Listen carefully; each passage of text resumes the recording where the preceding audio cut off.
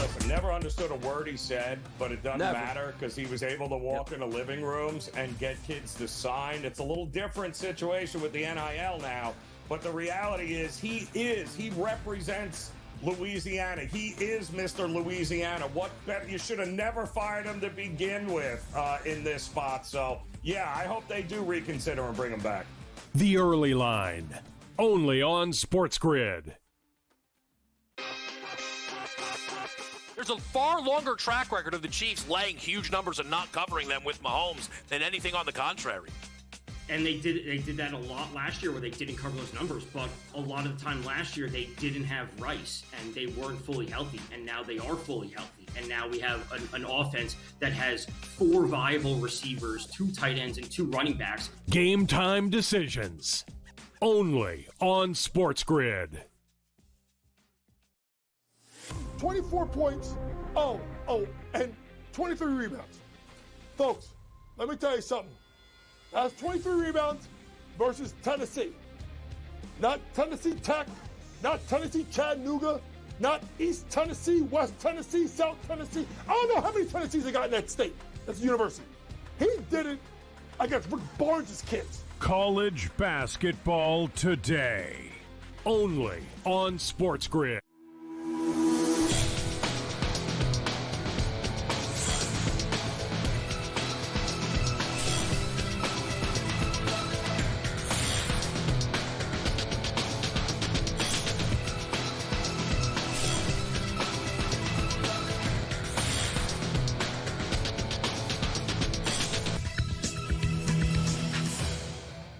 Good afternoon. Happy Monday. Welcome to NewsWire here on SportsGrid. I'm Craig Mish. Full recap of everything college and pro football wise.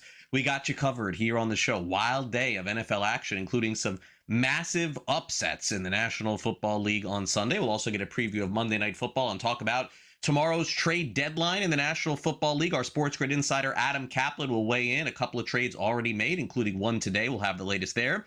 Vinny Iyer joins us courtesy of Sporting News. We also, of course, have Joe Ranieri in the house talking some football. We'll also hit the latest in Major League Baseball as well. Let's get started. In fact, with Major League Baseball, all-time World Series played over the weekend, wrapped up on Saturday night. Would you believe it was one of the highest watched Game 7s in Major League Baseball history? Just destroyed the ratings and destroyed the NBA's Game 7 ratings too. Man, baseball appears to really be back and have a lot of interest in the postseason as the Dodgers win back-to-back championships. And of course, it was a wild affair that went into extra innings, and LA ends up taking the win. The World Series MVP, Yoshinobu Yamamoto, ended up pitching in not just Game 6, but also went 3 innings in Game 7. Had everything you could ask for, including drama and home runs and plays at the plate. It was as good as it gets. Here is manager Dave Roberts on winning back-to-back.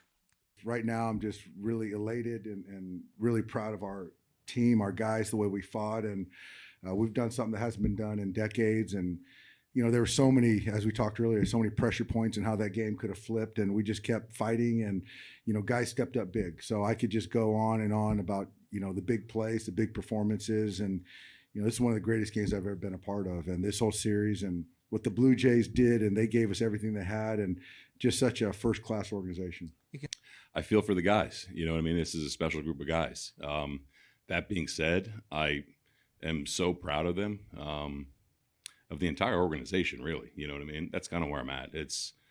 We've set a new expectation and a new standard here, and did it with a lot of hard work, did it with a lot of cohesiveness, and man, it's tough to say bye to this group. Major League Baseball's free agency also underway. We'll talk about that tomorrow with our friends from Just Baseball. Of course, lots of news from baseball coming this month. All right, let's get to the National Football League yesterday. A tight game in the end. Didn't look like that at the beginning, but the Buffalo Bills do beat the Kansas City Chiefs in the regular season yet again. If they can only do this in the playoffs, they'd really be on to something. Bills 28, Chiefs 21, the final. Josh Allen, nice game once again, throwing touchdown passes, including to Dalton Kincaid. For whatever reason, the Bills just seemingly dominate the Chiefs every regular season, but then in the playoffs, they come up short. Either way, Bills will take it and said it was a litmus test to beat a really good football team. Here's Josh Allen. anytime you get a chance to play, the best and you can come away with a victory, you're going to be feeling pretty good. There's a lot to be happy about, but like I alluded to earlier this week, it's never as good, never as bad as you think. So got some stuff to clean up. We'll watch this one tomorrow and get rid of it. They had a really good plan, man. They have good pass rushers, and they had a good plan of doing some games and stuff up front and pushing the pocket. So credit to them. They had a great plan, and they have great players, and they made a lot of plays today. Yeah, I mean, just when they're playing the man-type coverages, trying to get some guys open down the field, and they did a good job of pushing the pocket. So I got to be better at working the pocket, finding different lanes to step up through. But when I was able to, we were able to hit some shots down the field, but it's just got to be more consistent with that. Two teams going in different directions on Sunday Night Football. One appears to be headed toward the playoffs. The other one looks like a lost season. Seattle beats Washington 38-14 in throwback jerseys. It was one of those kind of games that was over before it started as Sam Darnold threw 4 touchdown passes. He was dominant. Seahawks covered that 3-point spread. This one went over the total of 48.5. Jaden Daniels, quarterback of Washington, who was so good last year, has just had so many injuries this season. He had another arm injury yesterday. Looks like he could miss extended time, if not the remainder of the season. But the story for Seattle has been the acquisition of Sam Darnold. This thing has worked out the way that they wanted to, and they're surging here as they hit the month of November. Here's Darnold on all facets of the team getting things done. Obviously a great all-around game. From our defense, special teams. As an offense, I feel like in the first half, we just put good drives together. We were a lot better on third down today than we had been the last couple weeks. I will say too, like just thinking about Jaden as well right now, that last play that he had didn't look too good. So, just thinking about him and what he's going through right now. So I just wanted to say that. But, I felt like, we know how good of a team they have, on the other side of the ball. And, the way that we came out with a sense of urgency on offense, defense, special. I mean, you felt it right from the get, and we're just excited to be able to get that win. J.J. McCarthy and the Minnesota Vikings took on the Lions yesterday, one of the bigger upsets of the NFL season, without a doubt. McCarthy returned to his home in Michigan, where he played, and the Vikings, essentially took down the Lions easier than people even thought. The Lions were 10-point favorites in this game, almost 9.5. McCarthy threw 2 touchdowns. He also rushed for a touchdown, as the Vikings have put themselves back in the position to potentially win the division. Here's JJ on returning home to his home state of Michigan and feeling pretty good about it. I thought it was a great idea by Coach O'Connell. And for me, my message was simple. I've been sleeping in my college bed for the past, few weeks with little Rome, my kid, and getting my sleep. And, I just couldn't sleep. And, it felt like I was catching this glare from this silver platter with a juicy opportunity right on top of it. And, that's what I told the guys. This opportunity is something that we've been asking for and praying for ever since we started, wearing pads. And, it's just a realization that, put everything into this moment, put everything into this game, and, we'll see where we end up. Colts finally had a clunker. Haven't had one all season. They did yesterday in Pittsburgh. 6 turnovers for the Colts, including a few by Daniel Jones. Pittsburgh wins 27-20 over Indianapolis. Biggest win of the season also for Mike Tomlin, who said they needed it. It was a tough week, but we certainly deserved it based on the last performance. I like the way the guys absorbed it, smiled in the face of it, and prepared and waited for the next opportunity. That's the National Football League, man. You get one shot about every 7 days, and sometimes you got to wear it. We certainly wore it this week. I'm appreciative of their spirit, their efforts, their resolve. Certainly we weren't perfect in any of the 3 phases, but we fought. We did what was necessary. We made plays. And so it's a big-time win for the collective. Patriots win, but they don't cover. Haven't said that a lot this season. 4.5-point favorites. Atlanta does pull in that back door. 24-23, though. New England gets the win. Meanwhile, in the battle of lack of offense, the Bo Nix-led Broncos had a late field goal, 18-15 over the Houston Texans. Yes, that's another outright win for a dog this week. There were a lot of them. It went under the total of 47.5. Doesn't sound like Bo Nix was surprised. Said he knew going in it would be a dogfight. Well, we knew it was going to be a patient game. They don't lead the league in yards and points for no reason. They're a good team. It's not by, a fluke. So we knew it was going to be tough sledding, but I thought we did a good job managing, the situations, and we played a little bit of a field position battle there at the very end. And we knew it was a matter of time till there was just a drive that, we went down and scored and had a big one in the first half, big one in the second half, and then led to the field goal there at the end. So we knew it wasn't going to be easy, but we also knew our defense was going to play really well like they did. And so they changed the game for us, and they pretty much led the entire game and made stop after stop so that we could go down and finish the game. Biggest upset of the NFL season happened at Lambeau Field, an absolute shocker as Carolina goes in as 13.5-point dogs, wins outright 16-13. Chargers beat the Titans 27-20. And boy, the Rams are on fire. They beat the lowly New Orleans Saints 34-10. Matthew Stafford, 4 more touchdown passes. Vinny Iyer, Sporting News on deck.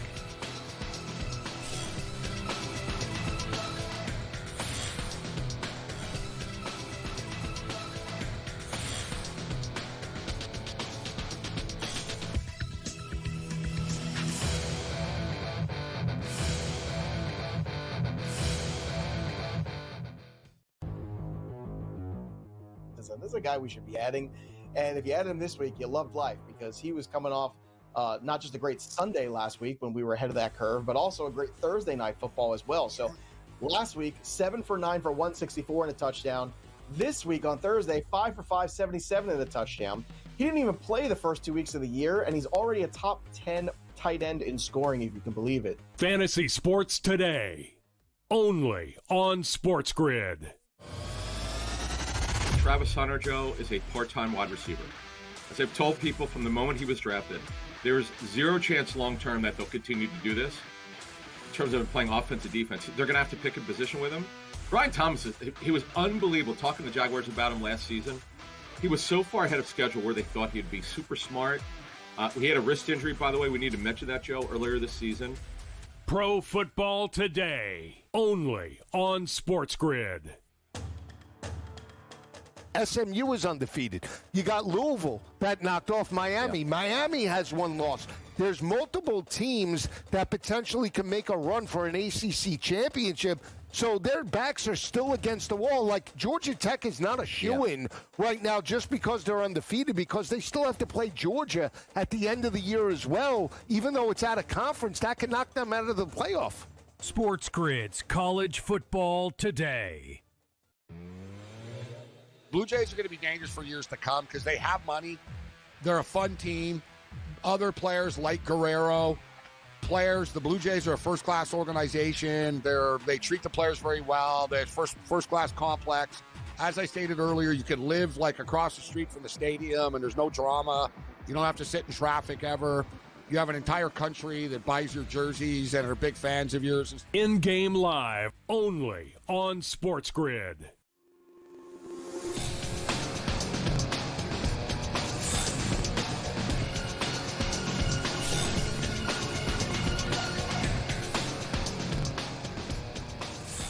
Welcome back to NewsWire here on SportsGrid. Vinny Ayers with us from Sporting News. Wow, tons of upsets in the NFL. Let's get to all of them. But first, Vinny, let's cover the marquee game of the week, which goes the Buffalo Bills' way again. They beat the Kansas City Chiefs 28-21.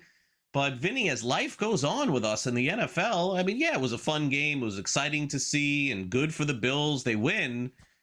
And by the way, this is always a great game between these teams. You want to throw the Ravens in when they're healthy and, round robin these games. I think it's fantastic. But I mean, Vinny, are you feeling the same way as me? It's like, yeah, this is great, but what are they going to do against this team in the playoffs? That's what we have to judge it at this point. Yeah, and we wonder where that game will be at this rate because, look, the Bills are still in second place behind the Patriots. The Chiefs would be out of the playoffs if they start now. I don't think that's going to be the case later, but they're the number 8 team in the AFC based on their record.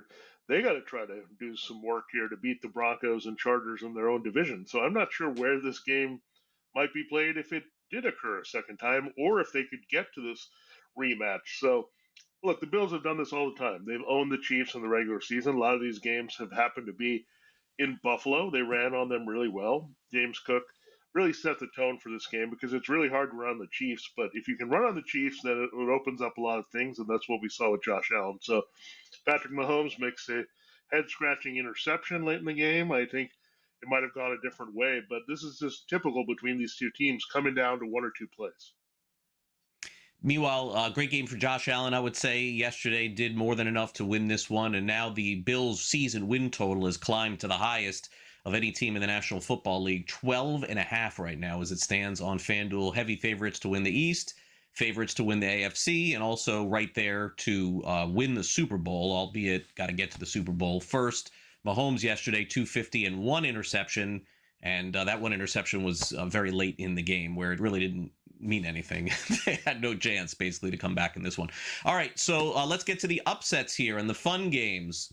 So, look, the Colts were due for this kind of performance, I would say, but is it alarming at all that the Steelers beat them so badly and did what no team has done against them all season? By the way, the Steelers defense hasn't done this all season with 3 interceptions and 3 fumble recoveries and 5 sacks, and Daniel Jones finally had his bad game. Every quarterback has allowed this. Pittsburgh 27, Indianapolis 20. When you look at the Steelers stats, boy, on offense, kind of ugly, Vinny. It just seems like the Colts shot themselves not just on one foot, but both.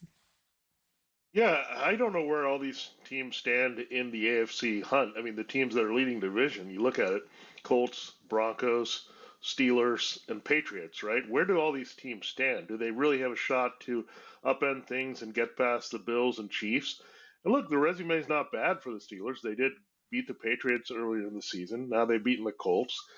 So they're building one. They know there's a lot of buzz about the Ravens coming right back into this race. They still have to play the Ravens twice, but I think this was an important game just to establish that the Steelers can play Steelers football still. That's playing defense, running the ball, putting the game away here early, forcing turnovers, which they've struggled to do even in their best defensive years. So this was a very important game for them going forward. They have another tough one this week. It's really a gauntlet between the Packers game and the Colts game. You got the Chargers this week, and that's in prime time on Sunday. So again, that's the game where right now the Chargers are favored, but the Steelers could make a huge statement in winning that one as well, and really just getting on track in the AFC picture, because again, the Ravens I don't think are going to let up here through those 2 games they have coming up with the Steelers.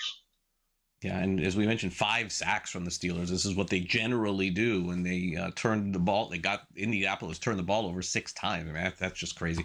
Okay, wildest game of the day, maybe of the season, was the Bears and Bengals with Caleb Williams throwing touchdowns and catching touchdowns and Joe Flacco throwing for 450 yards.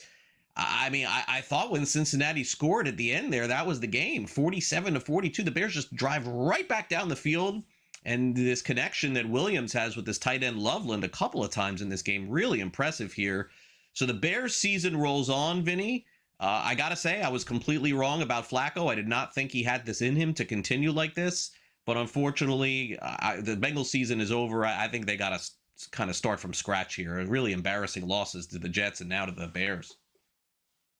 Yeah, they just have so much money invested in 3 people on offense. I mean, Joe Burrow and now Jamar Chase and T. Higgins, that they got to score points. They got to outscore everybody because they don't have a lot on defense right now. This Chandrickson was injured again, so he's been a hard guy to move here. So when you look at this overall, yeah, this is just frustrating. I mean, the Bengals get their quarterback, the right quarterback, to fill in for Joe Burrow, then they can't play any kind of defense. Look, if you look at the tight end, I mean, if we're playing fantasy or doing any props with tight ends, the Bengals allow now more than 1 tight end touchdown per game. It's inevitable. They cannot cover this position. They cannot tackle after the catch.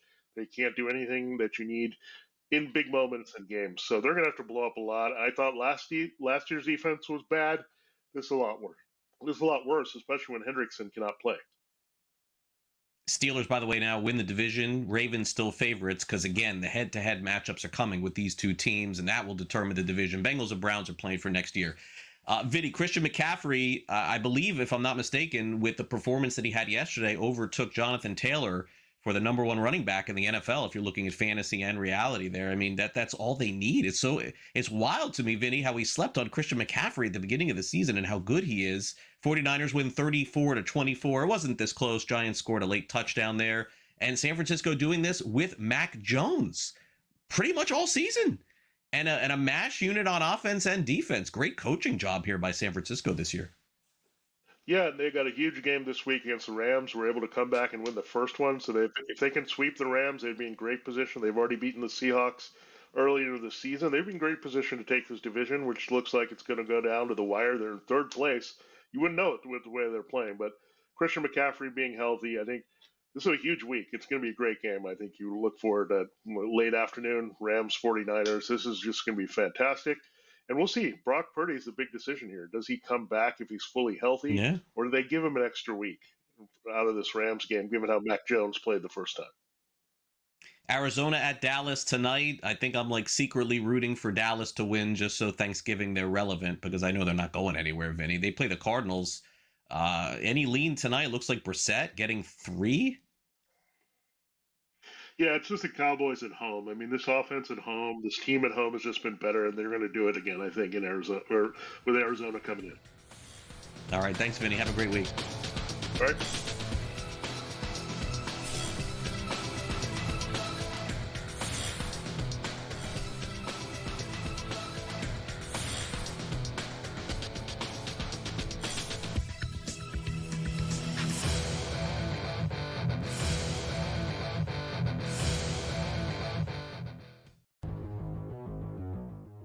This is a guy we should be adding. And if you add him this week, you loved life, because he was coming off not just a great Sunday last week when we were ahead of that curve, but also a great Thursday night football as well. So last week, 7 for 9 for 164 and a touchdown. This week on Thursday, 5 for 5, 77 and a touchdown. He didn't even play the first 2 weeks of the year, and he's already a top 10 tight end in scoring, if you can believe it. Fantasy Sports Today, only on SportsGrid. Travis Hunter, Joe, is a part-time wide receiver. As I've told people from the moment he was drafted, there's zero chance long-term that they'll continue to do this in terms of playing offense and defense. They're going to have to pick a position with him. Brian Thomas, he was unbelievable. Talking to the Jaguars about him last season, he was so far ahead of schedule where they thought he'd be super smart. He had a wrist injury, by the way. We need to mention that, Joe, earlier this season. Pro Football Today, only on SportsGrid. SMU is undefeated. You got Louisville that knocked off Miami. Yeah. Miami has one loss. There's multiple teams that potentially can make a run for an ACC championship. So their backs are still against the wall. Like, Georgia Tech is not a shoo-in right now just because they're undefeated, because they still have to play Georgia at the end of the year as well. Even though it's out of conference, that can knock them out of the playoff. SportsGrid's College Football Today. Blue Jays are going to be dangerous for years to come because they have money. They're a fun team. Other players like Guerrero, the Blue Jays are a first-class organization. They treat the players very well. They're first-class complex.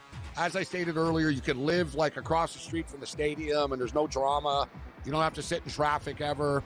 You have an entire country that buys your jerseys and are big fans of yours. In-game live, only on SportsGrid.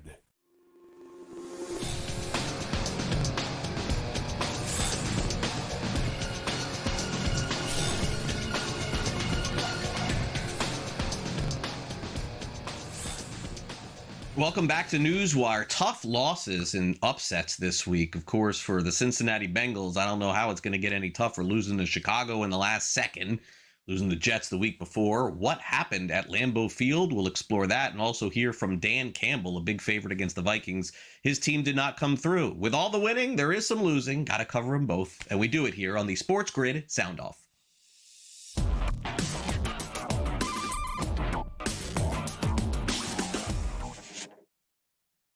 After the Bengals lost to the Chicago Bears, there was some video posted of Jamar Chase walking off the field in the tunnel saying we just needed one stop, and they didn't get it.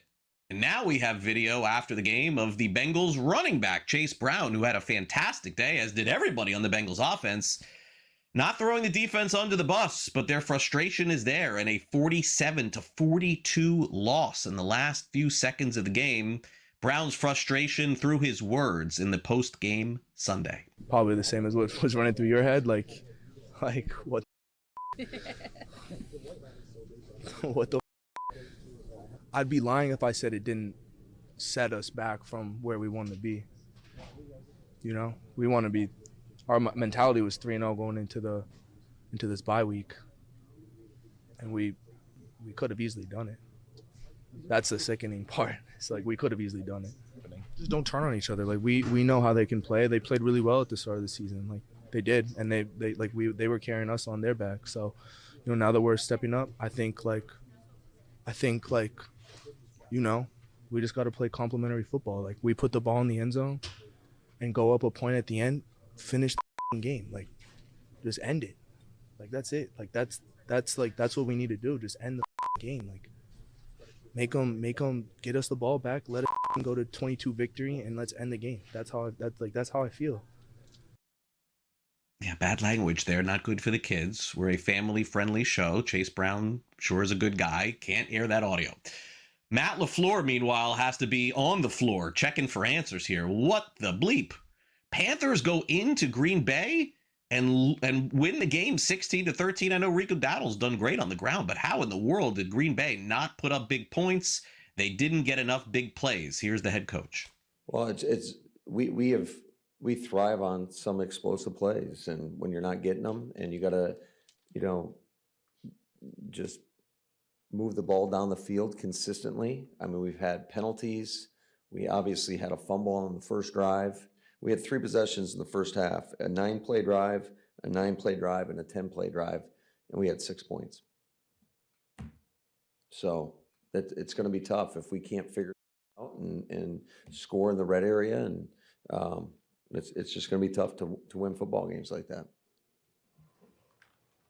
Jordan had a lot of pressure on him. It seemed like there's was missed assignments. I don't know what you saw from your line tonight in that regard. Well, there was a couple where they did a good job. They brought a corner cat and a backer pressure to the weak side on a second down. And then the other one was actually a screen to Josh Jacobs, and the backers timed it up, and they did a good job. Meanwhile, the Lions didn't win against the Vikings. Did the Vikings win the game? Yes, you give them credit. If you watch the game, you know the Lions made more mistakes in that game than any since last year's game where they lost in the playoffs against Washington. Dan Campbell pretty clear on that postgame. As far as us, we did everything we needed to do to lose that game. We made every critical error you needed to at the right time to lose it. Perfect storm. You know, when you don't play well in all 3 phases, that falls on the head coach. That's me. So I did not have them ready coming out of a bye. You know, we weren't. We made too many critical errors, man. Some of our discipline, the penalties, caught up to us. We just, man, there were some things we were out of sync. We'd never looked comfortable. You know, and we just didn't make enough plays. You know, we had multiple opportunities to set ourselves up to have a chance to win that game, and we made none of them, really. So that's, you know, I got to clean some stuff up. So, and we will. I will. We did have some guys that played pretty well, but it was just too much. The penalties, you know, the turnovers at inopportune time really bit us there. You know, defense gets put in some tough spots. I mean, we get, but there again, we expect our defense to get stops, you know, when it's sudden change.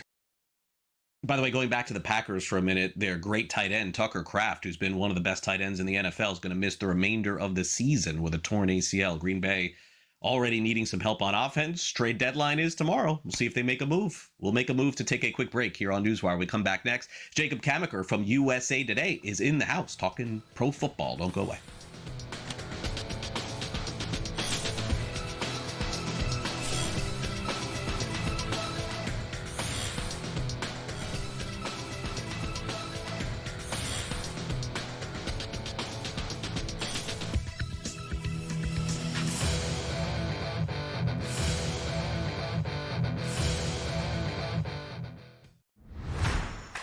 They got to go win and execute, and they can't be inconsistent. And that's the thing. It's like Ohio State, Indiana, Oregon, really consistent. And then who is that fourth question mark? And there's been inconsistencies throughout. Hey, Michigan goes out to the West Coast and gets manhandled, and then they come back and then they win. Like, who's the consistent one that is the fourth. The Bobby Carpenter Show, only on SportsGrid. Listen, never understood a word he said, but it doesn't matter because he was able to walk into living rooms and get kids to sign. It's a little different situation with the NIL now, but the reality is he represents Louisiana. He is Mr. Louisiana. What better? You should have never fired him to begin with in this spot. So, yeah, I hope they do reconsider and bring him back. The Early Line, only on SportsGrid. There's a far longer track record of the Chiefs laying huge numbers and not covering them with Mahomes than anything on the contrary. And they did that a lot last year where they didn't cover those numbers, but a lot of the time last year they didn't have Rice and they weren't fully healthy, and now they are fully healthy. And now we have an offense that has 4 viable receivers, 2 tight ends, and 2 running backs. Game time decisions, only on SportsGrid. 24 points, and 23 rebounds. Folks, let me tell you something. That's 23 rebounds versus Tennessee. Not Tennessee Tech, not Tennessee Chattanooga, not East Tennessee, West Tennessee, South Tennessee. I don't know how many Tennessees they got in that state. That's a university. He did it against Rick Barnes' kids. College basketball today, only on SportsGrid.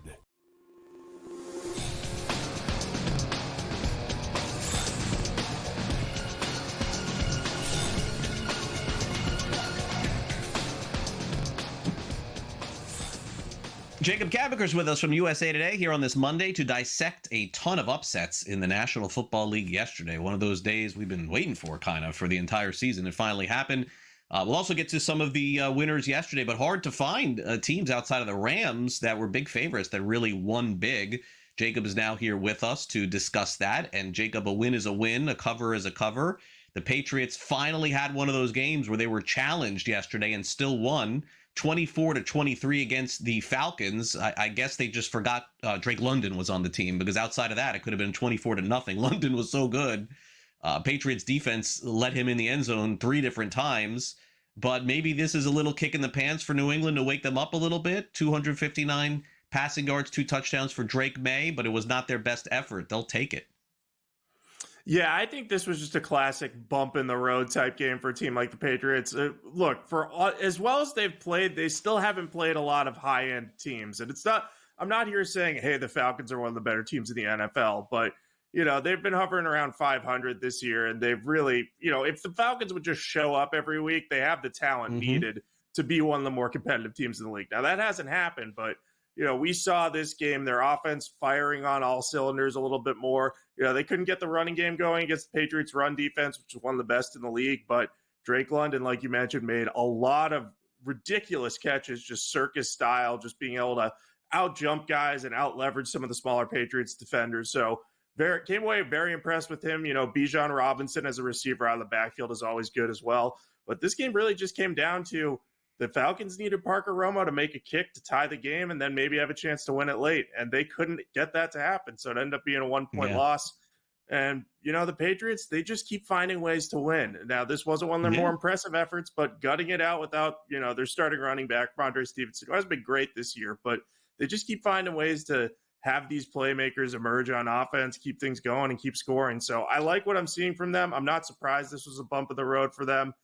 Just because the Falcons have the type of talent that can give teams trouble when they play up to their abilities. Yeah, but they are in some trouble after that loss yesterday. Speaking of trouble, Jacob, every year it seems like playoff time on Wild Card Weekend Saturday, we get the Houston Texans as the leadoff game. So those people who don't want to see that, I think your gift was received yesterday, because I think Houston's season is now in peril. Maybe Denver replaces them, by the way, on Wild Card Weekend. Broncos offense is good for like 1 quarter a week these days. I don't know what is going on with them, but enough to win 18-15. Bo Nix with his legs gets them down close. They kick a field goal and they win. Obviously, Houston did not have CJ Stroud in this one because of a concussion. I would say also, does it really matter? Because they generally are not scoring points. It doesn't matter who is quarterback for them. But Denver is playing these wild, close games this season, and they pick up yet another one, and they stay in the playoff chase. Yeah, Denver just seems to have a way to win these games late. It's always strange because for most of that game, the Texans were in control, not with their offense, but their defense was playing very well. It always profiled as a tough matchup for Bo Nix because the Texans are elite against wide receivers, and I think they rank number 1 in defensive EPA this season.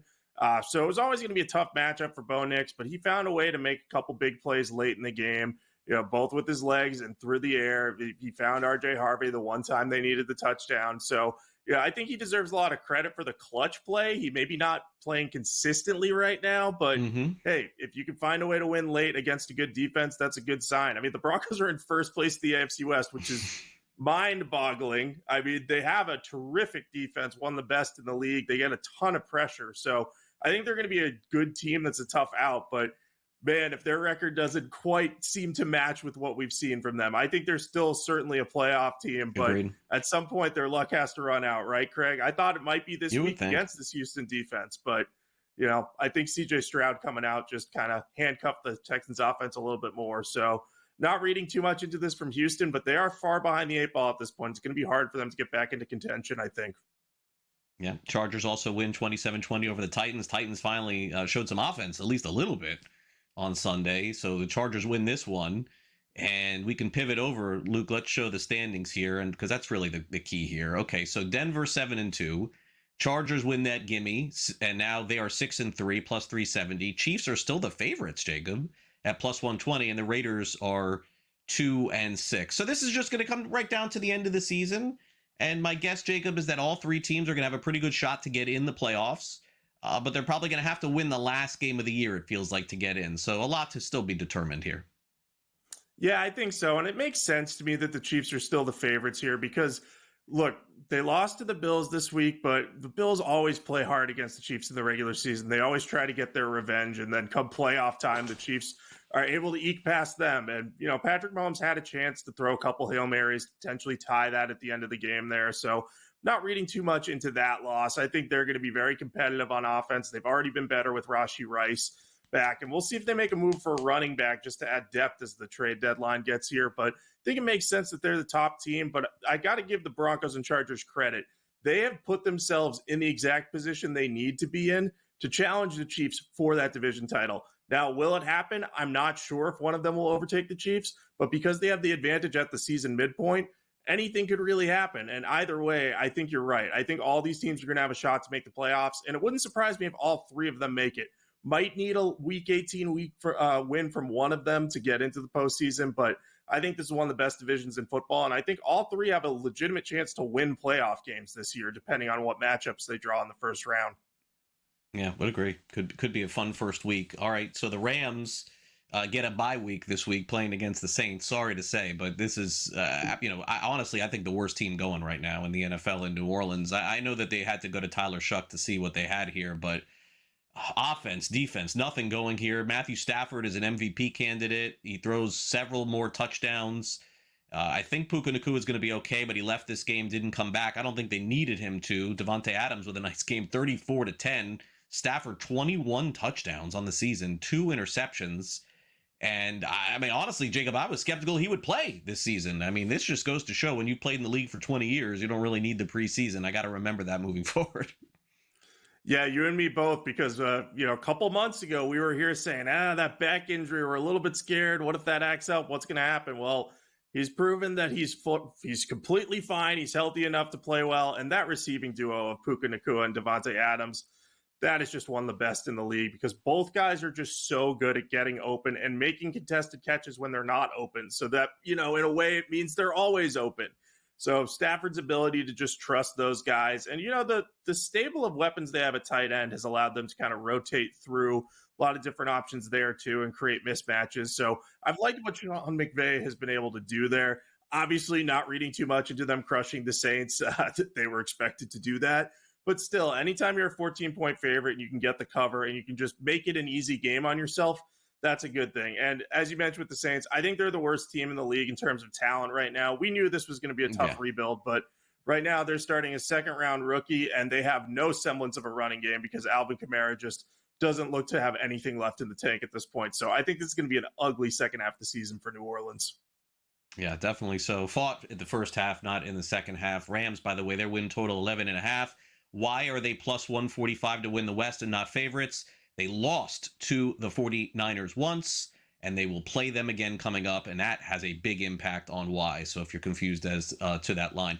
Any opinion, Jacob, tonight on Monday Night Football? When it comes to Dallas, regardless of when they play, I can't ever back them as a favorite in the NFL. They're like the worst bet in football as a favorite. I know the line is only 3, but it is strange to me because Arizona is starting Jacoby Brissett. Brissett was capable last time out. Total 53.5. Cowboys just seem to go over every game. Maybe that's the better play for me here. Yeah, I think I would bet the over because I think Arizona's going to put up a lot of points, and Dak Prescott's going to bounce back after a tough game against the Broncos defense that was a poor matchup for him. So I think it's going to be high scoring, but I'm with you. I have trouble backing the Cowboys as favorites. Just their defense is so bad that you just can't trust them. So probably have a slight lead on the Cardinals, but I think the over is the better bet in this game. All right, Jacob, have a good week. Thanks again for coming on. No problem. Take care, Craig. Talk to you soon. All right, Jacob Kamricker with us. Good news, by the way, on Jaden Daniels. May not miss the rest of the season, but we'll dive into that game and a whole lot more with Joe Ranieri next.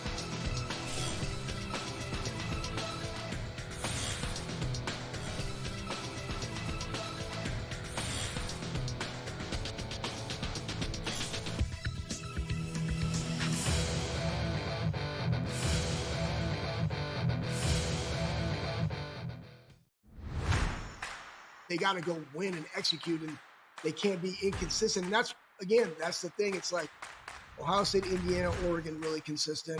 And then who is that fourth question mark? And there's been inconsistencies throughout. Hey, Michigan goes out to the West Coast and gets manhandled, and then they come back and then they win. Like, who's the consistent one that is the fourth? The Bobby Carpenter Show, only on SportsGrid. Listen, never understood a word he said, but it doesn't matter because he was able to walk into living rooms and get kids to sign. It's a little different situation with the NIL now, but the reality is he represents Louisiana. He is Mr. Louisiana. What better? You should have never fired him to begin with in this spot. So, yeah, I hope they do reconsider and bring him back. The Early Line, only on SportsGrid. There's a far longer track record of the Chiefs laying huge numbers and not covering them with Mahomes than anything on the contrary.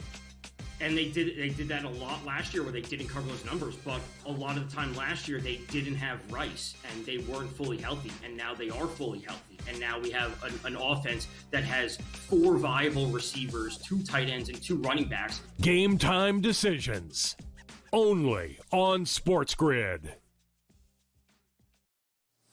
24 points, and 23 rebounds. Folks, let me tell you something. That's 23 rebounds versus Tennessee. Not Tennessee Tech, not Tennessee Chattanooga, not East Tennessee, West Tennessee, South Tennessee. I don't know how many Tennessees they got in that state. That's a university. He did it against Rick Barnes' kids. College basketball today, only on SportsGrid.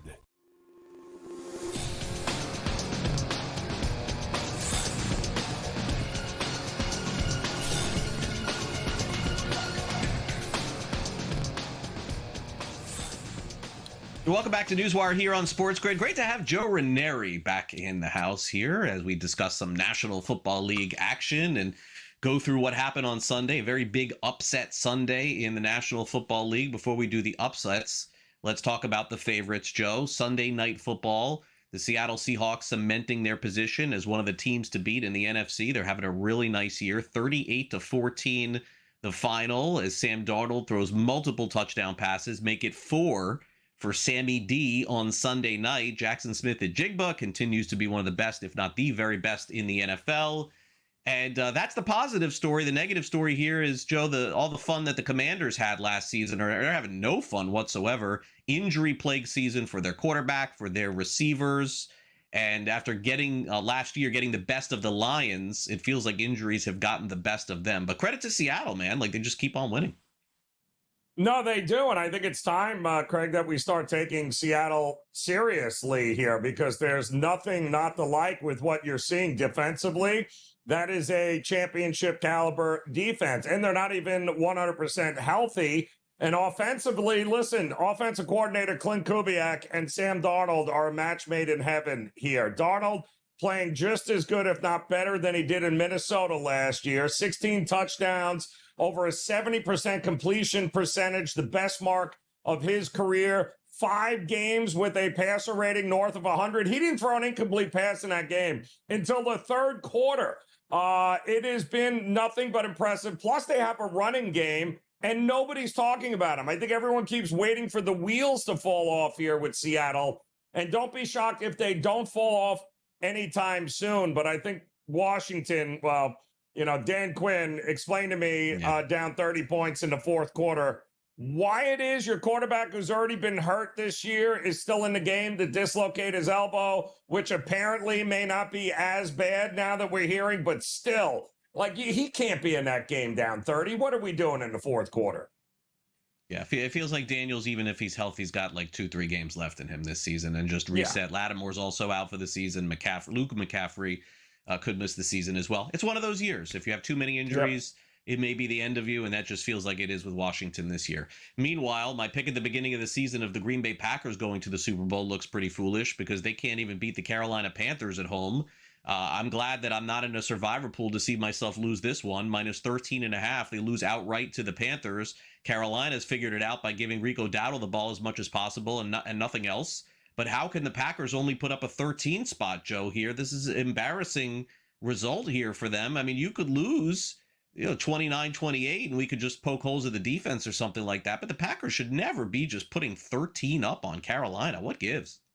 No, and insult to injury is they lose Tucker Kraft now for what looks like the rest of the season with a ACL tear here. But I mean, go figure. I mean, this was a division last year that we saw teams win 11 games or more, including 15 wins by the Lions, 14 by the Vikings, and now all of a sudden, look at this division. It's anybody's division. We thought maybe Minnesota would have been counted out. They're not. But the Packers have laid a couple of eggs this year that are a little bit head-scratching, because defensively, they're one of the better teams in the league, but they continue to start games very slow, Craig, and then they're playing catch-up in the second half. And if it doesn't click, that's exactly what you get, what you saw yesterday. And give credit to Carolina. My goodness, maybe one of the most improved teams of the season, sitting there with 5 wins, but that was disgusting by Green Bay yesterday. Agreed. And they've lost to the Browns and Panthers this season. That's what's kind of crazy here. And they tied the Cowboys, of course. Just give them one more of those wins, and they would look like a potential contender. But unfortunately, they've just been so up and down, and their season win total is now cratered 10.5 on FanDuel. This was much higher a couple of weeks ago, and they still could win the North easily, and the NFC and the Super Bowl definitely still in play, but they got to get things figured out. As Joe mentioned, without Kraft, that's going to be tough.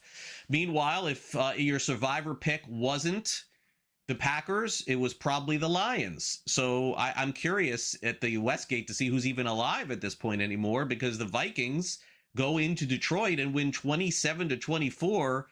To me, this was maybe even more stunning that the Lions couldn't get out of their own way. Just so many mistakes in this one. They stopped running the ball almost completely.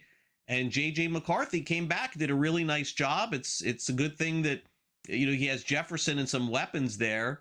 And at some point, Joe, I would think Brian Flores got to get some credit here for this season, man. I mean, that's the reason why they're still hanging around in there. Their defense has been great.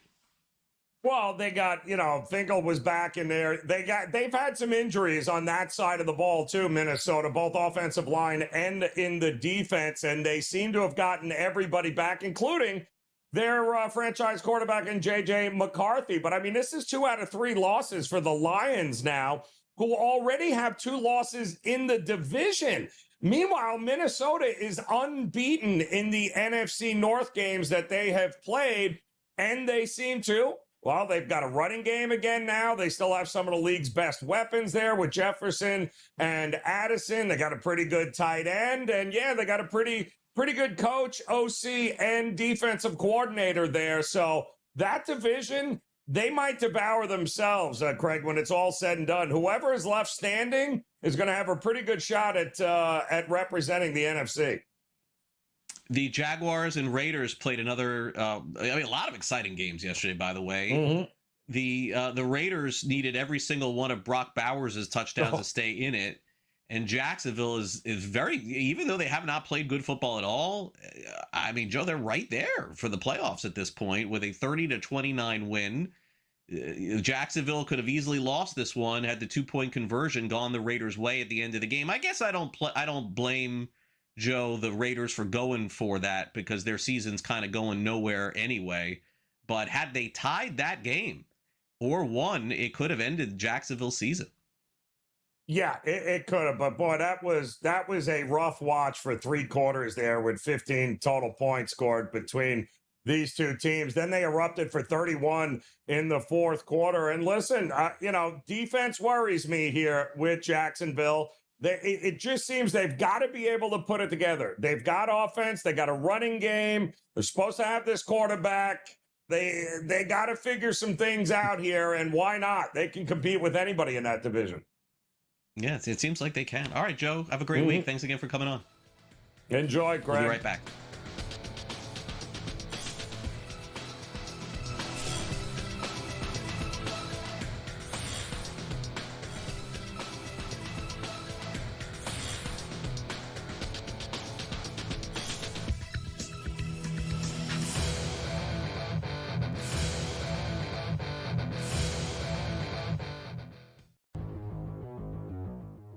This is a guy we should be adding.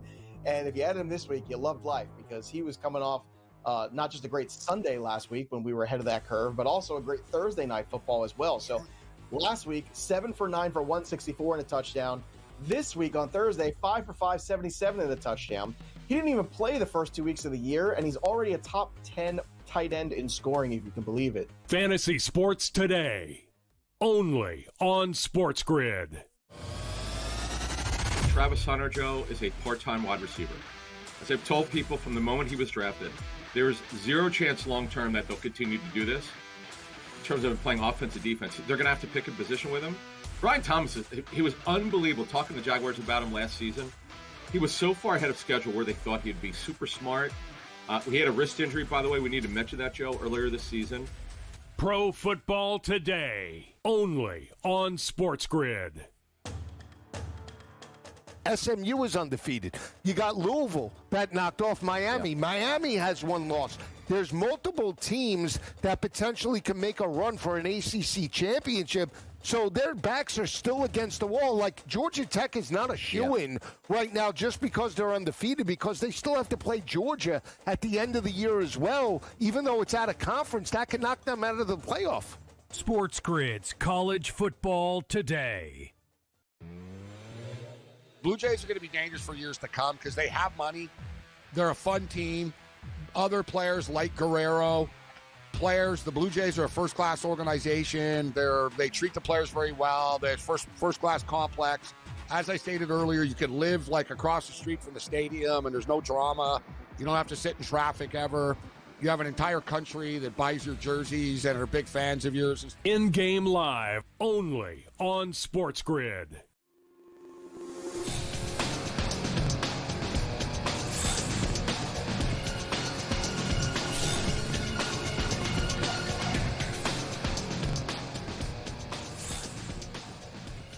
Welcome back to NewsWire here on SportsGrid. Before we get back to some football, let's hit on a couple of quick baseball notes here. This is free agent season right now in Major League Baseball, so players have to make decisions coming up soon on whether or not they're going to continue their contract or opt out of their deals, depending on the contracts they got. 2 players apparently are opting out of their deals. One with the Boston Red Sox, that is Alex Bregman, who signed with Boston this past offseason to a multi-year deal with an opt-out after 1 year. So Bregman has decided to opt out. He is a free agent. And also the San Diego Padres bullpen arm Robert Suarez has also opted out of his contract too. So now add him to the free agency list in Major League Baseball as the hot stove usually heats up over the next few weeks. In addition, also an announcement today that the National Baseball Hall of Fame has announced the potential candidates to enter the Hall of Fame through the Contemporary Ballot Committee. And some of those names you may be familiar with because on that list is both Barry Bonds and Roger Clemens. In addition, both Don Mattingly and Dale Murphy also on the list. So we could get some new Hall of Famers. Carlos Delgado, another potential one as well. That will be announced at Major League Baseball's winter meetings coming up next month in Orlando.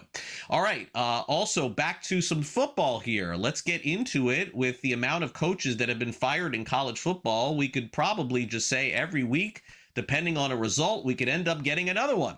Well, after another disappointing performance from Auburn, the Hugh Freeze era is officially over. The Tigers have dismissed Freeze after 2+ seasons. His record was 15-19, no college football appearances and no bowl wins, but he does have $15 million to show for it because that is his buyout. Hugh Freeze no longer the head coach at Auburn. So a lot of SEC coaches are looking for new places, and these schools are looking for new coaches. Florida, Auburn, Arkansas, LSU. Let's get the very latest with Rich Sermonillo. Craig, Week 10 in college football is in the books. Let's cover what happened on Saturday and then what to look forward to in Week 11. First off, ACC chaos is with us. Miami, Georgia Tech, top 10 teams both go down. I know that ACC Hoops is tipping off this month, but it is going to be a fascinating time to be an ACC football fan. You've got 5 legitimate contenders for an ACC title this year. Georgia Tech, Duke, Virginia, now the only undefeated team in ACC play, Louisville and Pitt, all plus 1,600 or better. This is going to be wild throughout the month. All of these teams will be facing off against one another. Virginia's the only team without a loss. Georgia Tech and Duke still the odds-on favorite, but I see value, Craig, in SMU. Plus 950 right now. If you look at the schedule, toughest game is against Louisville, but that will take place in Dallas. Plus, I like the fact that SMU has been here before in the ACC title game last year. Same quarterback in Kevin Jennings, same coach in Rhett Lashley. It's going to be wild. It's going to be wide open, but I think it could be SMU. One thing to keep in mind, all of this chaos, all of this parity, not great for the conference as a whole. I would be surprised at this point if they get more than one team in the 12-team college football playoff. Now, in terms of playoffs, Craig, G5, also very interesting. Odds-on favorite will still be the American champ. That could be South Florida, could be Memphis. Tulane took a step back last week with a loss to UTSA. But North Texas, now the favorite in the American. They got off the mat a couple of weeks ago, got bombarded by South Florida. They have bounced back with 2 huge efforts, including a win over Navy last week, and they're doing it with freshmen. Redshirt freshman quarterback Drew Mestemaker, Caleb Hawkins in the backfield, also a freshman. These guys have been terrific. Keep an eye on North Texas and what that might mean for their coach, Eric Morris, young head coach doing a great job. Could be pursued by Power 4 programs, and we know there are a lot of P4 jobs that are open right now. Now, just got to keep it on coaching real quickly. Let's take a look at former star players in the NFL and how they're doing at the college ranks.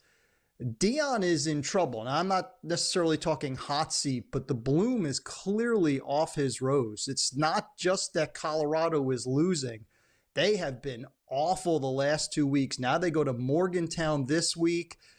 Big trouble in Boulder for Deion. I think he's losing that team. But let's go to the FCS real quick, Craig. Deshaun Jackson at Delaware State, now 6-3, inherited a team that had just 1 win last year. Wouldn't be shocked if some FCS programs start to take a look at his availability. 6-3 at Delaware State with a chance to win the MEAC for the first time since 2007.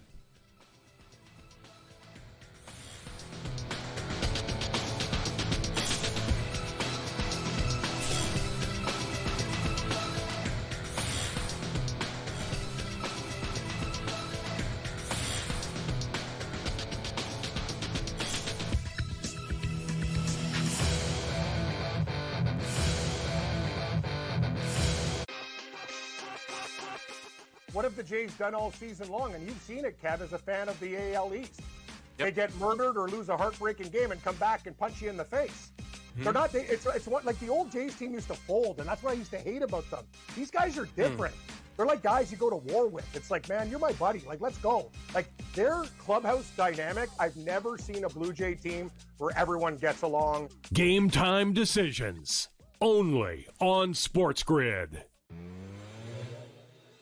Apparently, he's a pretty darn good defensive coordinator. The 49ers are decimated by injury. This guy's doing it again. Wade Phillips, Norv Turner, all these guys, there's a lot of great coordinators out there. I'm not so sure Mike McDaniel isn't a real good coordinator, a run game coordinator, a quarterback coach with the 49ers during some Super Bowl years. Maybe he's just not built to be a head coach. In-game live, only on SportsGrid.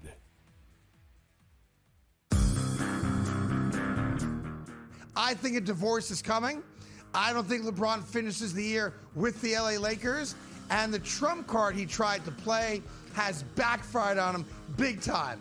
And I'm here for all the smoke. I got my marshmallows, I got my skewers, I got the fireplace. I'm going to sit back, kicking my feet, and watch the LA dysfunction play out in real time. The Craig Carton Show. Only on SportsGrid. Governor calls you out in the football state. You're out. And it was so funny, too, because after he fired Kelly on Sunday, right, Woodward released a statement that said that, you know, in effect, that he was still in charge of the athletic department. Well, you didn't check with the governor because apparently he had other plans for the athletic department, and you're not in them. The Early Line. Only on SportsGrid.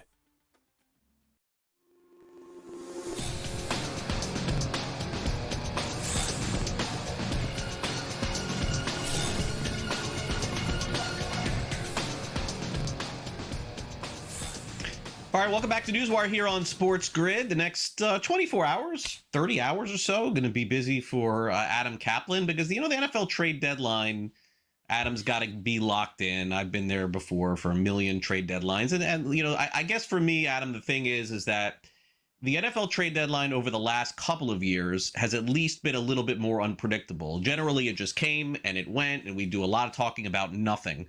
It seems as though it's still a little unpredictable if we're going to see a big name go or not, but naturally, you still got to follow it. You still got to see if any big names are going to go, and we've had some trickle here a little bit over the last 24 hours.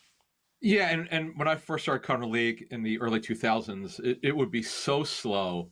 And by the way, it was early October. Now they're doing it 4 to 5 weeks later in early November, and it's because the GMs would complain, like, how do we know how good we're going to be if you're pinning us down to make a decision on our team after 4 weeks or 5 weeks? It's just not right. But teams that know that they're good, like the Eagles, they made now 3 moves, which we'll get to in a second. And then you got the bailers, the teams that know they have no chance, like the Dolphins, and some others who will make some trades by tomorrow's deadline at 4 p.m. Eastern. And by the way, so the way it works is once we get to that deadline at 4 p.m. Eastern tomorrow, any player that's released is subject to waivers. Like without the trade deadline, vested veterans, they don't go through waivers.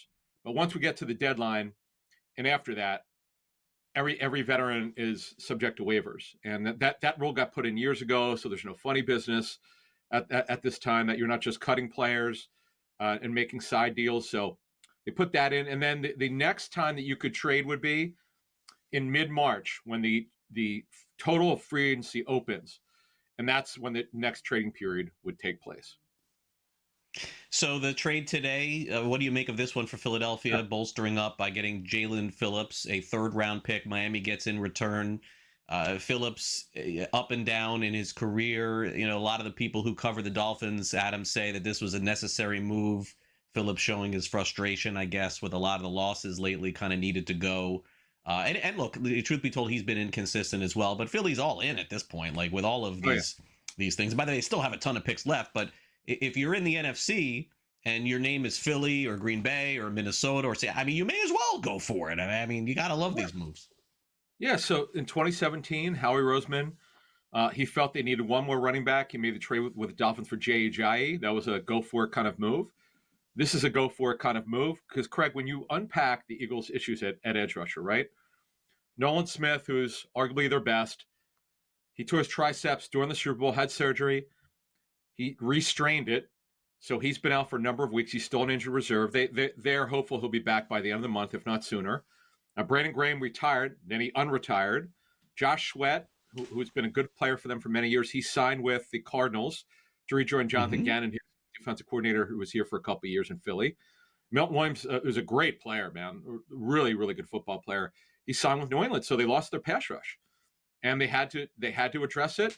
Then Zadarius Smith shocks everyone and retires out of the blue. So BG comes back, and Howie knew he had to make more moves. They were very light at edge. So he made this trade for Jalen Phillips. So here's what I'm told him. Jalen Phillips has great length, explosion, has played well, pressure rate's really good. He first 2 years coming on, then just such bad luck, torn ACL, torn Achilles, back-to-back years. He's all the way back. He looks good, but he was on their fifth-year option, and they knew that they weren't going to extend his contract. Well, the problem is, because the GM was fired, Chris Greer, who drafted him, there's an uncertain future for him there. So he goes to Philly, and by the way, the Eagles will have interest in signing him to an extension down the road after the season if he plays well. Now, the other guys, they were looking at other edge rushers, Bradley Chubb and some others, Jermaine Johnson of the Jets, but this one made sense, Craig, because he played for Vic Fangio just 2 years ago in Miami. Let's go to running back here for a minute. A couple of names out there. Breece Hall, who to me I think would be a great get for a number of different teams, Chargers, Chiefs, others as well. And then Alvin Kamara, who a few weeks ago, Adam, I would have said is definitely not going to get traded because he wants to end his career in New Orleans. He said that so many times. But I wonder how Kamara now feels about himself. Like, Adam, I got to say, he just doesn't look like the same guy anymore. Even on losing Saints teams, he usually is catching a lot of passes and running for a lot of yards. I mean, his best shot at a Super Bowl may be this year. I don't know if he'll, I hate to say it. I don't know. Does he have another year left even after the season? Okay, so a couple years ago, Alvin Kamara looked like that was the beginning of the end, and then he still showed he had something left. Now, when you look at the quarterback situation, that's part of it, because they got to design things to get him out in space and get on linebackers, then that's the best thing that he does. So, yeah, I mean, look, he's in his 30s now, so you have to question how much he has left, but he can help a team on third down.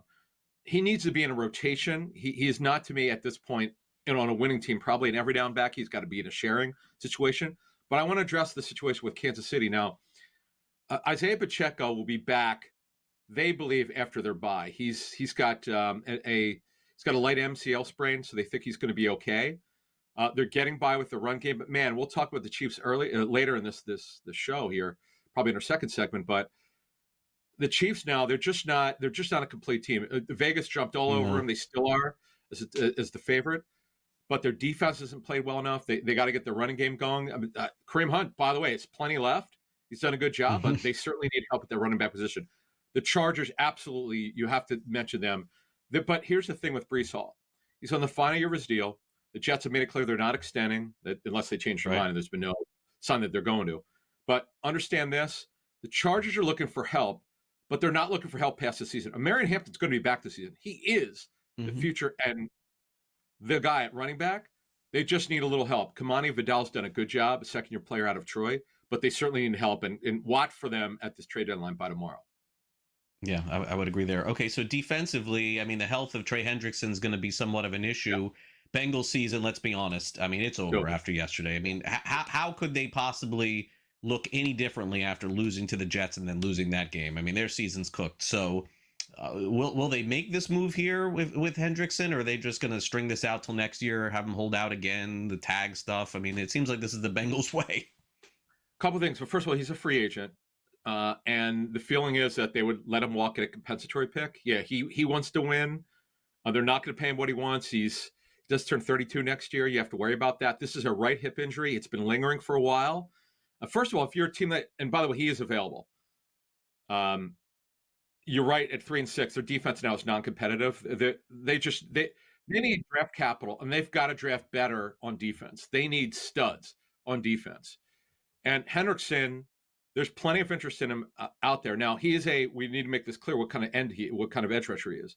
He's a hand in the dirt edge rusher. He would not have fit in with a team like the Eagles who stand their edges up. He's got to play with his hand down. He's a high character guy, very productive, really good football player, but the clubs that are interested, they have to know where he is with that right hip injury. That is a little bit of a concern.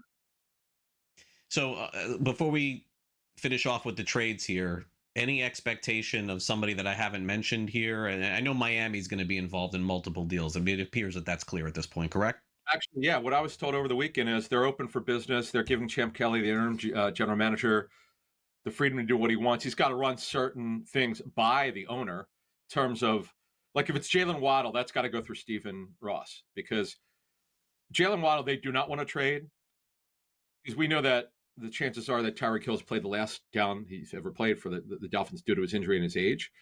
And they have nobody else right now who could start. So I know. That's a problem. But they are open for business, I'm told. They are absolutely willing to. They're listening to, by the way, they'll listen to anyone who has interest in their players. They will listen, I'm told. Yeah, I mean, when you're 2-7 and just far below expectations, things have to change. And I like you. I don't know if Miami's going to do a lot now, but I think in the offseason, they got to make a ton of changes. All right, a lot of changes to Adam's circle of trust after these insane results yesterday. So underdogs coming through in a huge way in the National Football League. We'll dive into that and more as Adam is back with us in just a couple of minutes. You're watching NewsWire here on SportsGrid on this Monday, and we'll be right back.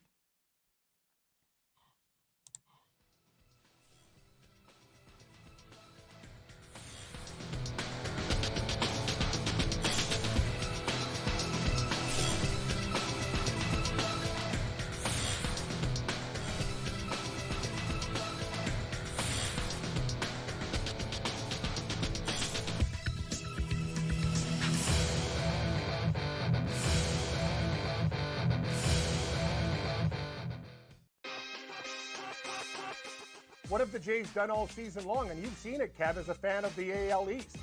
They get murdered or lose a heartbreaking game and come back and punch you in the face.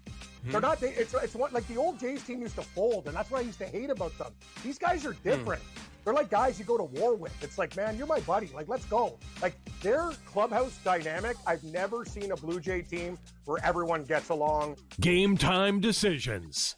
Only on SportsGrid.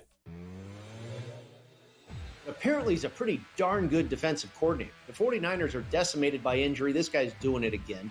Wade Phillips, Norv Turner, all these guys, there's a lot of great coordinators out there. I'm not so sure Mike McDaniel isn't a real good coordinator, a run game coordinator, a quarterback coach with the 49ers during some Super Bowl years. Maybe he's just not built to be a head coach.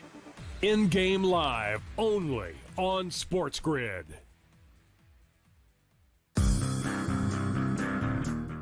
I think a divorce.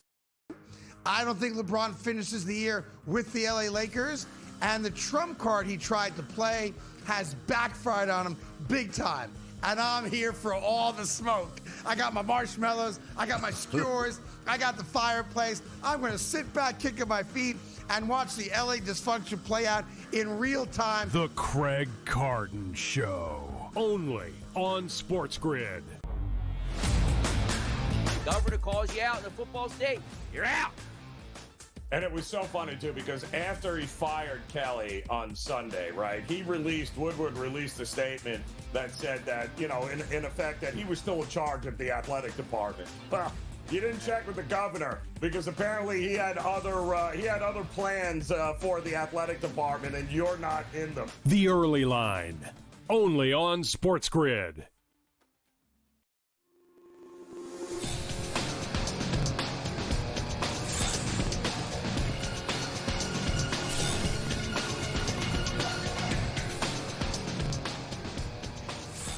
Adam Kaplan is back with us. He almost last season owed me a really big dinner. He was freaking out as the Washington Commanders just kept winning and winning. It was like this time last year, he was just crapping all over me. Commander, no chance, no chance. They go to Detroit. All right, it's going to come to an end here, Craig. They go to Detroit. They win that game too. Adam all of a sudden takes his wallet out. He's counting money. He's like, do I have enough to get this done? Do I have enough? But I didn't take them this year. You know, come on, man. Like I am not silly. Like, I know how the NFL works. It's usually, correct me, look, first of all, they've had a lot of injuries, but the way the NFL works to me is that there's a surprise team that comes out of nowhere to go way above the expectations, and then they crater the next year and kind of go back a little bit to who we thought they were. It's very rare to see a situation where a team that just overshoots by so much, does it again. So they were not my pick to really do much this season. But that being said, Adam, I mean, come on. You lose your quarterback for 4 weeks and maybe even more. Now, who knows? You lose your best receiver. You lose a lot of defensive players. Obviously, some of the signings that they've had to bolster the team have not worked out as well. So what is Washington at the end of the season? They're 7-10 or 8-9, whatever it is, something like that. And gotta, take a look in the mirror in the offseason and get things fixed. That's it. Yeah, look, they did not bring in a star pass rusher. They've tried Von Miller, mid-30s, near the end of his career. Dorrance Armstrong and Dietrich Wise suffered major knee injuries. They're out for the season. Those are the two starters. So they're crushed on the edge. Then you look at Austin Eckler, gets hurt very early on. He began the season as their starter. He's their third down back, out for the season. Marshawn Lattimore suffered a serious knee injury. Could be out for the season. The testing comes back today. They've lost a number of players. You mentioned Daniels with that ugly injury. Don't watch the video, people. Dislocated left elbow, very ugly. So yeah, they're a mess. I mean, we're going to have, for the first time in 21 years, we're going to have a repeat winner. The Eagles will win that division. But look, the bottom line is, Washington's taking a step back. But yeah, the odds makers, I give them credit. I did not see the Patriots. They're in my circle of trust. I know they didn't cover yesterday. They didn't cover the 5, but they win, and they win. They're super well coached. They won at Buffalo, of all places, Craig. They've got to be up there. The Colts, I know they had Daniel Jones finally played poorly. You got to have 2 or 3 bad games to say the old Daniel Jones is back. Yes. Their defense is fine. Jones struggled yesterday. They're still in my circle of trust. The Eagles, they've made all of these moves, 3 moves. The big one is obviously Jalen Phillips. They needed that. Michael Carter will back up at nickel, and I'm told he'll probably play at safety. The Seahawks were my team. They were my breakout team. They made it, I think, last year at 9-8, but they're way better. Mike McDaniel's got that defense humming. Not a lot of star players, but they're playing great. The Rams do it every year pretty much under Sean McVay, unless they have a lot of injuries. They're 6-2. They blew that game against Philly with a huge lead. They shouldn't have lost that game. Right. Look, when you look at it, and Craig, help me with this one. Why in the world are the Chiefs still the favorite to win the Super Bowl? How's that possible? Yeah, I mean, I think 5-4. There's genuine bias that somehow, some way, the refs or whatever, they just seem to get bounces in the biggest games and the biggest moments. I mean, Adam, to be honest with you, how in the world did they even have a chance to tie that game yesterday? Even have the ball late in that game? It's like you can't kill that team. Like, they're just always in the last minute going to find a way. Would it have shocked anybody if that ball was thrown toward the end zone and it bounced off the Bills guy and then the Chiefs caught it? They just had that magic charm. Maybe it happens this season. But, you talk about a circle of trust. Adam, to me, I understand you have to do this. You have to have some teams in there. I've never been through an NFL season to this point over the last several years, literally not knowing who is going to be in the AFC and NFC championship games. Like you mentioned Seattle. I don't know if it is Seattle, but like Washington was the surprise last season of the final 8 teams that we have left. I mean, we could get 6 surprises at this point. Nothing would shock me. I do not see a dominant team. Craig, if you can make the playoffs as a wild card, you have a chance to win a Super Bowl. By the way, the Raiders, they're a wild card in the 1980 Super Bowl. That season, they made it as a wild card and they beat the Eagles in New Orleans. And that's just how it goes sometimes, man. It is completely wide open. There's no way that the Chiefs at plus 550 should be the favorite. Philly is plus, by the way, 850. That was actually after the trade this morning. I checked.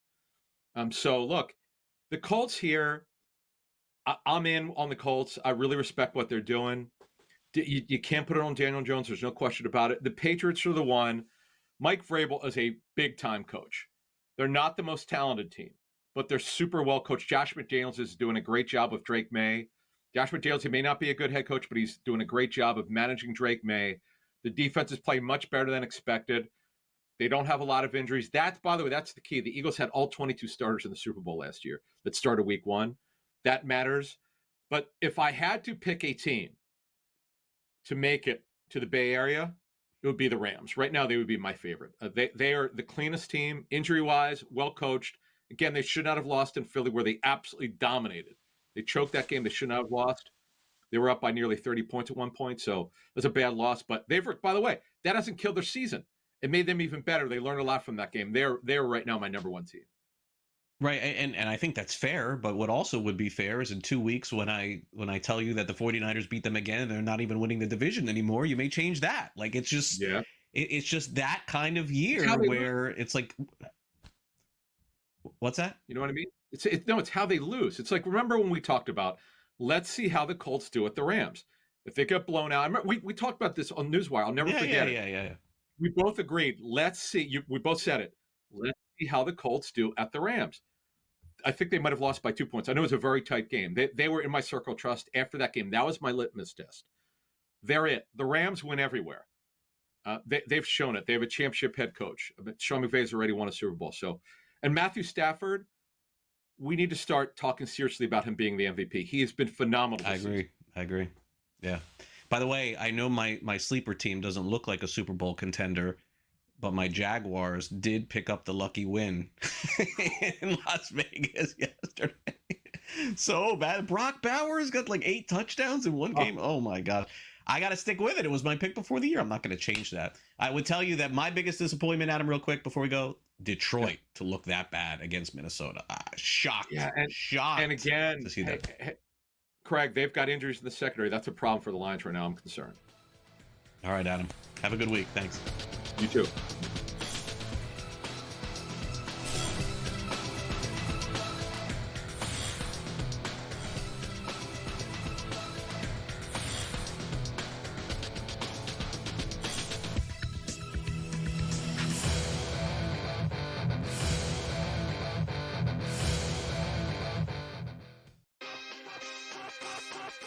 What have the Jays done all season long? And you've seen it, Kev, as a fan of the AL East.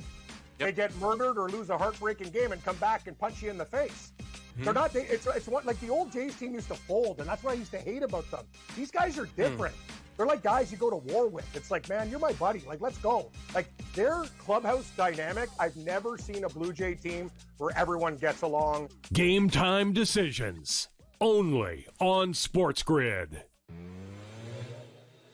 Apparently, he's a pretty darn good defensive coordinator. The 49ers are decimated by injury. This guy's doing it again. Wade Phillips, Norv Turner, all these guys, there's a lot of great coordinators out there. I'm not so sure Mike McDaniel isn't a real good coordinator, a run game coordinator, a quarterback coach with the 49ers during some Super Bowl years. Maybe he's just not built to be a head coach. In-game live, only on SportsGrid.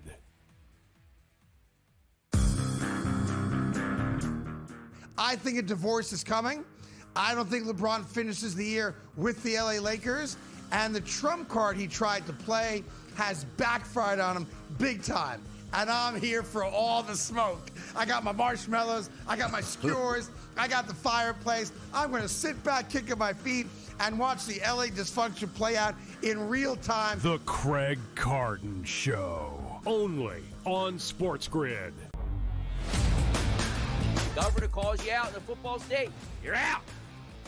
And it was so funny, too, because after he fired Kelly on Sunday, right, Woodward released a statement that said that, you know, in effect, that he was still in charge of the athletic department. Well, you didn't check with the governor because apparently he had other plans for the athletic department, and you're not in them. The Early Line. Only on SportsGrid.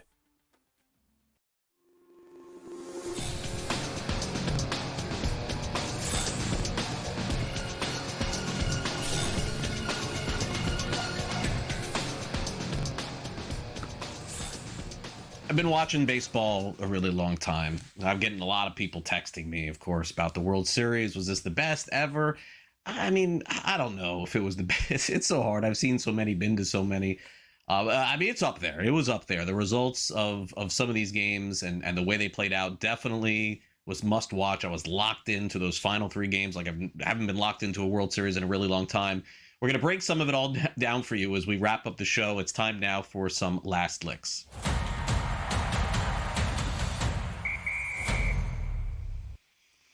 The guy that we should start with has to be Yoshinobu Yamamoto of the Los Angeles Dodgers, who was so good in Game 6. 6 innings pitched, 1 earned run, and 6 strikeouts. Also, he pitched game 2. He threw a complete game, 9 innings, 1 run, 8 strikeouts. But I mean, to have the kind of impact that he did on game 7 is like goes back to, I guess, reminds me of Madison Bumgarner in the World Series, who came in like the 3rd or 4th for the Giants, pitched the rest of the game. But I guess the difference is that Yamamoto had just pitched 6 innings the day before. He ended up throwing 2 2/3 in game 7. So that means he's the first pitch ever to win 3 games on the road in a single World Series. I mean, he was just awesome. And you talk about what he did on the road in game 6 and 7 is sort of unprecedented. And he was given the World Series MVP. I mean, to think that he beat out Shohei Ohtani even for the MVP is sort of incredible. So for me, this was one of the all-time performances in the history of the World Series. That I don't think is overstating it. To pitch 3 games, win them all, win on the road, and have to come in and win the final one. To me, that's what I got on that. All right, Will Smith, by the way, he hit the game-winning home run for the Los Angeles Dodgers. He's their catcher.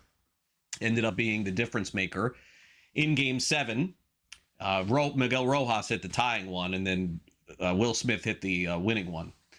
Will Smith, by the way, has won a World Series in 6 straight seasons. How about that? This is hilarious. So in 2020, as a member of the Dodgers, Will Smith, the catcher, won the World Series. But there's also a pitcher, a relief pitcher in Major League Baseball named Will Smith. He won the World Series as a member of the Braves in 21, and then with the Astros in 22. And then he was let go by the Astros. He signed with the Texas Rangers, and he ended up winning the World Series with them. So that's the story on left-handed pitcher Will Smith. Now let's go back to the catcher Will Smith. The catcher Will Smith won the World Series with the Dodgers last year. He won the World Series with the Dodgers this year. So there has been a Will Smith getting a World Series ring for the past 6 years, and not the actor. These are the baseball players. So if the Dodgers win again, it'll be a 7th straight year that somebody named Will Smith ends up winning the World Series. Kind of crazy here. By the way, Will Smith, not a bad pitcher either. Did he pitch in the big leagues this season? I have to check. I don't know. His career could be over, but congrats to Will Smith, the catcher. He ended up winning. Okay, so at a hockey game over the weekend with the Edmonton Oilers, they were playing a hockey game. This is absolutely crazy. The fans, I guess they must have had the broadcast going at the same time that of the Blue Jays playing the Dodgers and when the Edmonton Oilers were playing. So fans erupted thinking that the Blue Jays won the World Series, only to find out the runner was out at home. They were showing a split screen on the video board at Rogers Place during game action with the Oilers. And unfortunately, that play at the plate where Isaiah Kiner-Falefa was out by like an inch ended up costing them. And by the way, broadcasters thought they won the game too. It was on the broadcast. They said, I think the Blue Jays have won the World Series. Oh, maybe not.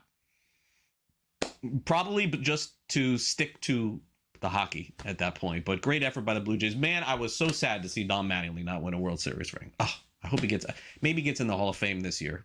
Maybe he gets in. Donnie's my guy.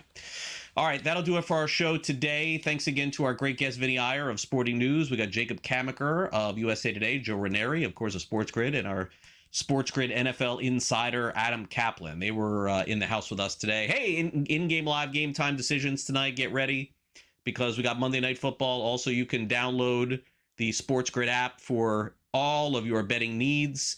It's available for iOS and Android. All you have to do is take out your phone. You see that QR code that you always scan things for? You could just do it with the app and download it. It's absolutely free, costing nothing. You could stream our programming 24 hours a day, 7 days a week. It is the SportsGrid app. It is live. It is updated. And the streaming quality is also outstanding. Thanks again to our director, Luke, for my producer, Frank. I'm Craig Mish. I hope you enjoy the rest of your Monday with no baseball now for me until, kind of February. I'm kind of lost here a little bit. I guess it's time to get into some college hoops, right? So we'll do that tomorrow. We'll recap the latest. College basketball is back officially today. Have a great rest of your day and night. We'll see you back here for our next edition of NewsWire on Tuesday. See you then.